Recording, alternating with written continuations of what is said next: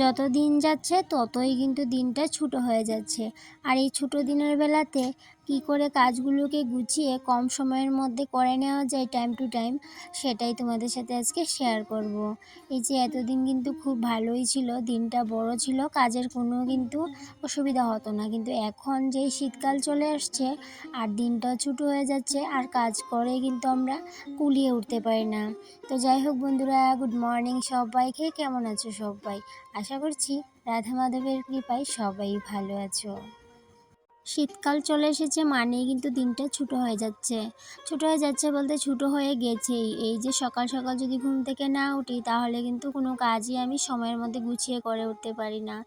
যেহেতু দুটো টিউশন করতে হয়, তাই জন্য সময়ের মধ্যে সমস্ত কাজবাজ কিন্তু আমাকে সেরে ফেলতে হয়। তাও যদি পরিপাটি করে করতে যাই নিখুঁতভাবে, তাহলে তো বুঝতেই পারছো সময়টা কিন্তু একটু বেশিই লাগে। তো যাই হোক বন্ধুরা, আজকে ঘুম থেকে উঠেছি ওই 5:30। তো উঠেই সবার প্রথমে ব্রাশটা হাতে নিয়ে নিয়েছি, কারণ ঘুম থেকে উঠেই ব্রাশটা না করলে একদমই ভাল লাগে না। তো সবার প্রথমে মুখ ধুয়ে চলে আসলাম এইদিকে আসার কারণটা নিশ্চয়ই তোমাদেরকে বলতে হবে না, তোমরা দেখে নিশ্চয়ই বুঝতে পারছো যে সকাল সকালে আজকে জলটা চলে এসেছিলো, তাই জন্য সকাল সকালে জলটা তুলে নিচ্ছিলাম। আর আজকে ভাবছিলাম এই যে ড্রামটাকে ধুয়ে নেব, যেহেতু সপ্তাহে একদিন আমাকে এই ড্রামটাকে ধুয়ে দিতে হয়, তাই জন্য কিন্তু আজকে প্রায় 1 সপ্তাহ হয়ে গেছে ড্রামটা কিন্তু ধোয়া হচ্ছিল না। আজকে প্ল্যান করেছিলাম রুটি করব। রুটি করতে গেলে তো একটু সময়ের প্রয়োজন, তাই না? তাই জন্য কিন্তু একটু সকাল করেই ঘুম থেকে উঠে পড়েছিলাম। আর এইদিকে তো বাড়িতে বৌদি আছে, ভাইপো আছে, তারপরে হাজব্যান্ডও বেরোয়নি এখনও। তো তাই জন্য ভাবলাম চট করে জলটা করে নিয়ে তারপর রুটি করতে যাব। রুটি করতে গেলে তো বুঝতেই পারো কতটা সময় লাগে। তার মধ্যে আজকে আবার বৃহস্পতিবার, আর বৃহস্পতিবার মানেই বুঝতে পারো কত কাজ। কারণ ঠাকুরঘরে যদি আমি যাই কতটা সময় লাগে কি বলবো তোমাদের। আর বৃহস্পতিবার একটু সকাল সকাল করেই ঘুম থেকে ওঠার চেষ্টা করি, তবুও আজকে না একটু দেরি হয়ে গেছে, যেহেতু কালকে রাতে ঘুমাতে অনেকটাই লেট হয়ে গেছিলো সেই জন্য। আর এদিকে বাসনকোসন দেখে তো নিশ্চয়ই বুঝতে পারছো যে গতকালকে যে প্রোগ্রামটা গিয়েছিল, ছোট্ট প্রোগ্রামটা, সেই প্রোগ্রামের বাসনকোসন যেগুলোকে রাতেই কিন্তু বৌদি ধুয়ে মেজে রেখে দিয়েছিল। আর সকালবেলা সবার প্রথমে ঘুম থেকে উঠে ওই যে জলটা নিয়ে ঘর দুয়ার মুছে আমি সবার প্রথমে বাসনগুলোকে মেলে দিয়েছিলাম। তারপর সোজা চলে যাব রান্নাঘরে, কারণ ওই যে বললাম রুটি করতে হবে। এখন বাজে সকাল 7টা। তো চটপট করে রুটি করে চাটা খেয়ে নেব, তারপর বৌদি তো আবার বেরিয়ে যাবে, বাড়ি চলে যাবে। সেই জন্য কিন্তু চটপট করে রুটিটা করে নিতে হবে। আরও চটপট করে করে নিতে হবে, কারণ আজকে তো বৃহস্পতিবার, রান্নাবান্না শেষ করে কিন্তু ঠাকুর করে যাওয়ার আজকে প্ল্যান। আবার এর মধ্যে কিছু কাপড় চোপড় আছে, সেগুলোকেও কিন্তু ধুয়ে দিতে হবে। কোন কাজটার পরে কোন কাজটা করব সেগুলোকে না মাইন্ডের মধ্যে সেট করে নিয়েছিলাম। কারণ যদি মাইন্ডের মধ্যে সেট করে না নিই তাহলে তো বুঝতেই পারো কোনো কাজ কিন্তু আমি করতে পারবো না সময়ের মধ্যে, সব কাজ এলোমেলো হয়ে যাবে। বৃহস্পতিবার মানেই তো বুঝতে পারো কত কত কাজ। তো সেই জন্য একটু চটপট করেই কাজগুলো করতে হয়। তবে অন্য বৃহস্পতিবারে আমি একদমই রুটি করি না, যেহেতু সময়ের মধ্যে কাজ করে উঠতে পারবো না, তাই জন্য। কিন্তু আজকে করে নিয়েছিলাম। তো যাই হোক বন্ধুরা, এইদিকে দেখো বৌদিও কিন্তু রওনা দিয়ে দিল। তারপরে যে ভাইপো কিন্তু অনেক রাগ করে আছে, কারণ ওকে বলছিল টাটা দেওয়ার জন্য, ও একদম টাটা দিচ্ছিল না, কারণ ও যেতে চাইছিল না। ওর ইচ্ছে ছিল আরও 2-3 দিন থাকার জন্য। যেহেতু ঠাকুরঘরের পিতলের বাসনগুলোকে প্রত্যেক দিন মাজতে পারি না, তাই জন্য প্রত্যেক বৃহস্পতিবারেই কিন্তু এই যে পিতলের বাসনগুলোকে ঘষে মেজে পরিষ্কার করি। তাই জন্য বুঝতেই পারো ঠাকুরঘরে গেলে আজকে কতটা সময় লাগবে।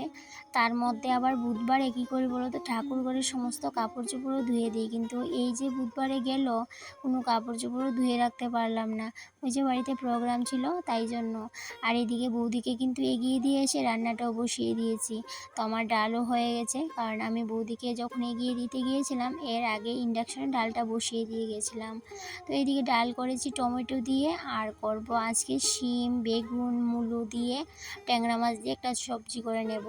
তারপরে বেশ রান্নাবান্না এইটুকুই, আর কিছু করার প্ল্যান নেই আজকে। আর কালকে রাতের তো তরকারি ছিলই অনেকগুলো, তো সেই জন্য আর কোনো কিছু করব না। আজকে যেহেতু আমার অনেক কাজ, সেই জন্য কিন্তু তরকারিটাও খুব সহজভাবেই করে নিয়েছিলাম। এই যে কাঁচা লঙ্কা চিড়ে দিয়েছি, ব্যাস এইটুকুই। আর লাস্ট পর্যায়ে নামানোর একটু আগে ধনেপাতা দিয়ে দিয়েছি, বাস এইটুকুই। আর জানি না তরকারি কেমন হবে আজকে। আর শীতের সবজি এমনিতেও কিছু দিতে লাগে না, শুধুমাত্র ধনে পাতাটাই মাস্ট। তবে অন্য দিন আমি রান্নাবান্না করলে শিলনোড়া অবশ্যই ব্যবহার করি, কিন্তু আজকে শিলনোড়ার কথা ভাবিও না, মাথায়ও আনিনি। কারণ শিলনোড়া যখন বার করবো অনেকটাই লেট হয়ে যাবে, তাই জন্য কাঁচা লঙ্কা চিড়ে দিয়েই রান্নাটা শেষ করে সোজা চলে আসলাম এই যে কাপড় ধোয়ার জন্য। মোটামুটি সমস্ত কাজবাজি শেষ করে নিয়েছি, এখন শুধু এই কাপড়গুলোকে ধুয়ে মেলে দেবো, তারপরে স্নানটা সেরে ঠাকুর ঘরে চলে যাব। আর ঠাকুর ঘরেও না আজকে একটু বেশিই কাজ আছে। এই যে গত দুদিন আগে ধূপ আনিয়েছিলাম, সেই ধূপগুলোকে না আজকে ভাবছিলাম গুঁড়ো করে নেব। যতই ঘরে ধূপকাঠি থাকুক, আমার এই ধূপ জ্বালিয়ে না পুজো করলে একদমই ভালো লাগে না। আর বৃহস্পতিবার মানেই তো ধূপ তো জ্বালাতেই হবে, বৃহস্পতিবারে ধূপ যদি না জ্বালাই আমার একদমই ভালো লাগে না। এই যে নারিকেলের চুলা দিয়ে ধূপ জ্বালিয়ে ঠাকুর করে পুজো করাটা মানে এত শান্তি অনুভব করি কি বলবো তোমাদের। তাই জন্য আজকে ধূপটা গুঁড়োই করে নিয়েছিলাম। এই যে দুদিন হয়েছিল ধূপ ছিল না ঘরে, ঘরে ছিল ওই যে গুঁড়ো করবো বলে, আর কিন্তু ধূপটা জ্বালানো হচ্ছিল না। এদিকে ঠাকুর করে সবার প্রথমে গিয়ে ধূপ মোমবাতি জ্বালিয়ে এই যে জোগাড় দিয়ে মায়া লক্ষ্মীর গড়টা আজকে তুলে নেব ধোয়ার জন্য। মা লক্ষ্মীর গড় তোলার সময় জোগাড় দিয়ে কিন্তু তুলতে হয়। তো তারপর বাসনগুলোকে ভালো করে মাজতেও হবে, যেহেতু পিতলের বাসন বুঝতেই পারছো, 1 সপ্তাহ ধরে এই গড়টা বুঝতেই পারছো বসানো ছিল। আর দেখো যেভাবে যেভাবে সিঁদুর ফোঁটা দিয়েছিলাম ঠিক একইভাবে কিন্তু দাগ পড়ে আছে। তো সেগুলোকে এখন ঘষে মেজে নেব। যেহেতু আমার কাছে পিতাম্বরী নেই, সেই জন্য আমি তেঁতুল দিয়েই কিন্তু পিতলের বাসন মাজা ঘষা করি। আর আমি সবসময় এই যে যখন তেঁতুলের সিজন থাকে একটু বেশি করে তেঁতুল কিনে নিই, কারণ আমার তো ঠাকুরের বাসন মাজতে হয়। তাই জন্য তেঁতুল দিয়েই কিন্তু সবসময় পিতলের বাসন মাজা ঘষা করি। ঠাকুর ঘরে তেমন কোনো পিতলের বাসন নেই, দু একটা বাসন আছে, এই যে পিতলের ঘট, আর একটা আছে ত্রিপতি, আর থালা আছে, আর কিছু টুকিটাকি আছে। এই সমস্ত কটা আমি বৃহস্পতিবারেই মাজি। আর বৃহস্পতিবারে কিন্তু ঘণ্টাটা একদমই মাজি না, যেহেতু মা লক্ষ্মী বৃহস্পতিবারে ঘণ্টার আওয়াজটা একদমই শুনতে পছন্দ করে না। তাই জন্য বৃহস্পতিবারে ঘণ্টাটা যদি আমি মাজতে আনি সেটাও তো আওয়াজ করবে, সেই জন্য বৃহস্পতিবারে ঘণ্টাটা মাজতে চাই না। আর বৃহস্পতিবারে মাজি না, অন্য একটা দিন মেজে নিই। আর এদিকে দেখো পিতলের ঘরটা কতটা সুন্দর হয়েছে, এত সুন্দর পরিষ্কার হয়েছে। আবার 1 সপ্তাহ ধরে যখন মা লক্ষ্মীর সামনে ঘরটা বসিয়ে রাখবো আবার দেখবা কীরকম দাগ হয়ে যায়। আবার 1 সপ্তাহ পরে আবার এই ঘরটাকে মাজবো। নিয়মে কিন্তু ঠাকুর ঘরের সমস্ত বাসনকুসনে পিতলের হওয়া উচিত, কিন্তু আমরা যেহেতু প্রত্যেক দিন পিতলের বাসনকুসন এইভাবে সুন্দর করে ঘষে মেজে রাখতে পারবো না, তাই জন্য কিন্তু আমরা প্রত্যেক গৃহিণীরাই কিন্তু স্টিলের বাসন ইউজ করি। তবে আমারও ইচ্ছে করে যে ঠাকুর ঘরের প্রত্যেকটা জিনিস পিতলেরই করে নেই, কিন্তু এই যে প্রত্যেক দিন তো আর মাজা সম্ভব না, তাই জন্য কিন্তু সমস্ত বাসন কটা পিতলের এখনও করিনি। আজকে একদমই লাল ফুল ফুটেনি গাছে। ওই যে সকালবেলা ছেলেকে বলেছিলাম ফুলগুলো তুলে রাখতে, ও তো ফুল তুলেছিল, কিন্তু লাল ফুলও কিন্তু একটাও তুলেনি। কিন্তু আমি যখন পুজো দিতে এসেছি তখন দেখি গাছের একদম আগার মধ্যে দুটো ফুল।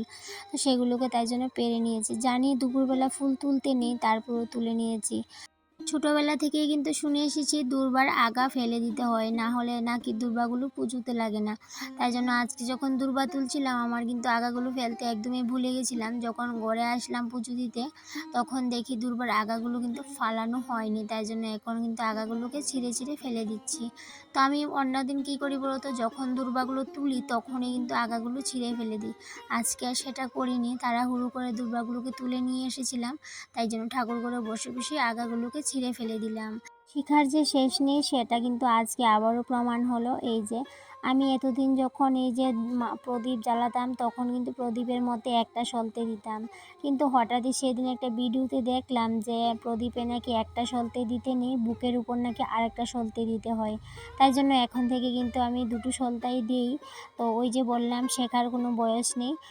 আজকে যখন পিতলের বাসনকুসন সমস্তটা ঘষে মেজে পরিষ্কার করে নিয়েছি, দেখো পুরো ঠাকুরঘর যেমন একদম কি বলবো মানে চোখ জুড়িয়ে যাচ্ছে, তাই জন্য কিন্তু আমার অনেকটাই খুশি লাগছে।